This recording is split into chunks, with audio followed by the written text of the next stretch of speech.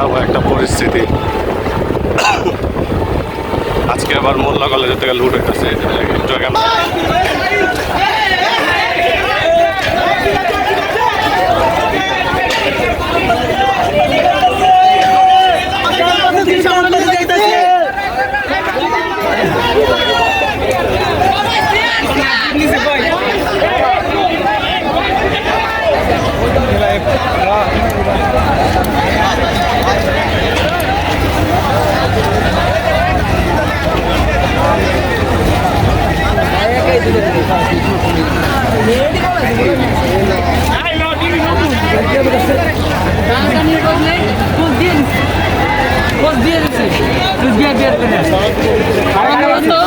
ওরা আমাদের ভিতরে বাইরের পোলাপাইন ঢুকছে লুট করার উদ্দেশ্যে, মূলত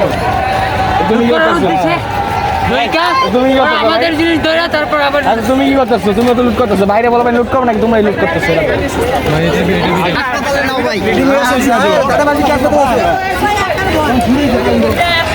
ডিএমআরসিতে যেমন লুট হইতেছে তেমন এই কলেজের সরদি এবং গোবিন্দজলের স্টুডেন্টরাও তেমন আহত হইতেছে।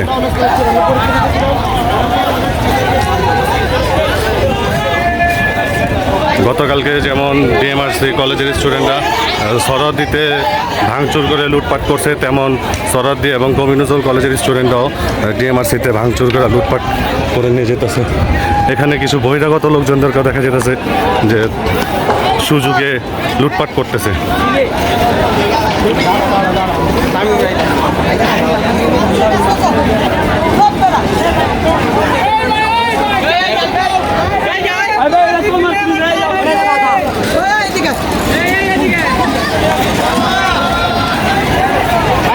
মানে এখানেও বহুত ভয়াবহ একটা পরিস্থিতিতে পরিণত হয়েছে। প্রচণ্ড লুটপাট চলতেছে এখানেও।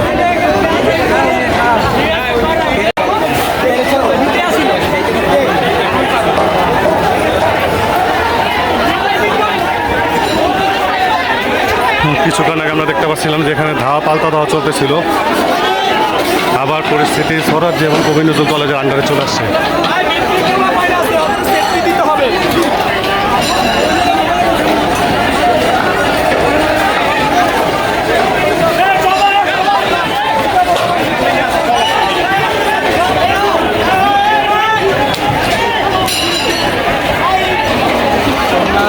এই মুহূর্তে দেখতে পাচ্ছি ডিএমআরসি কলেজ ভাঙচুর করা চলতেছে।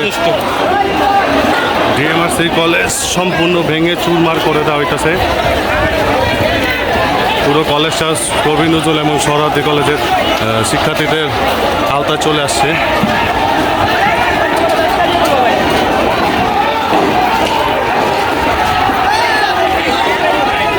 সম্পূর্ণ রণক্ষেত্র পরিণত হয়ে গেছে ডিএমআরসি কলেজ।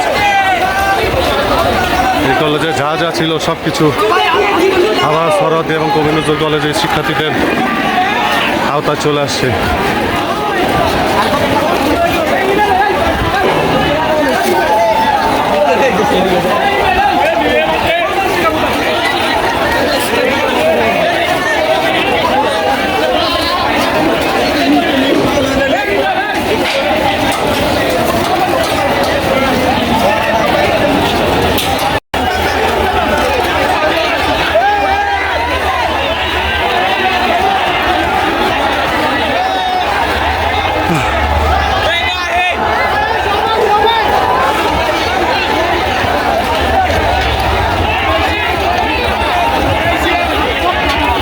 ডিএমসি সায়েন্সের কঙ্কাল চলে আসছে। যেরকম সরদি কলেজ একটা নিয়ে এসে পড়ছিল তারা, তাদের থেকেও সরদি কলেজের শিক্ষার্থীরা এগুলো নিয়ে চলে আসছে।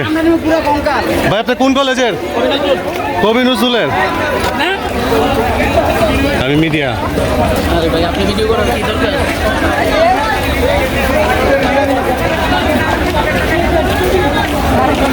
তো এখানে পুরো সম্পূর্ণ রণক্ষেত্রের মতন তৈরি হয়ে গেছে।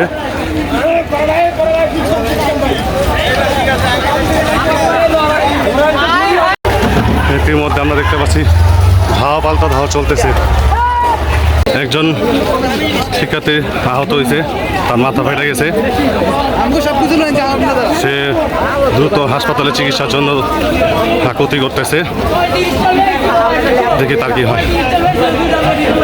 এত গ্যাঞ্জামের শেষের পর এখন ইতিমধ্যে পুলিশ কর্মকর্তারা ঘটনাস্থলে পৌঁছাচ্ছেন।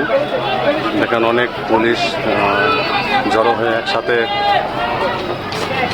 যাচ্ছে তারা ডিএমসি কলেজের কাছে।